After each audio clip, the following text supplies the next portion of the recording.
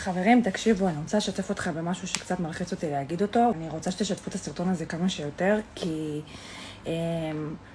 תקשיבו רגע, אני שירתתי כסמב"צית חי"ר במהלך מלחמת צוק איתן, אני שירתתי באוגדת עזה. כל השירות שלי היה תומכת לחימה בזמן מלחמת צוק איתן שעזה הייתה באוגדת עזה. תקשיבו לי ותקשיבו לי טוב.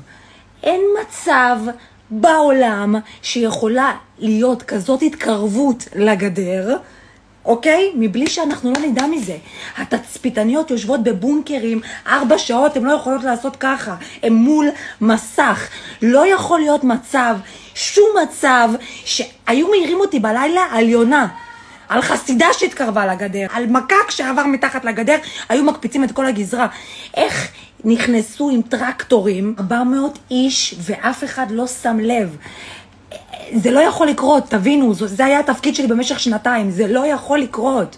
לא יכול לקרות. איפה הכוח שמסייע בגזרה? איך הם הצליחו גם, שמסתובב סליחה בגזרה, הם הצליחו גם לצאת, להיכנס וגם לצאת.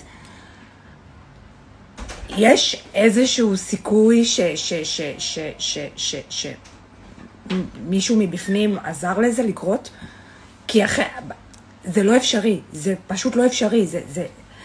אני אומר, אתם לא מבינים על איזה דברים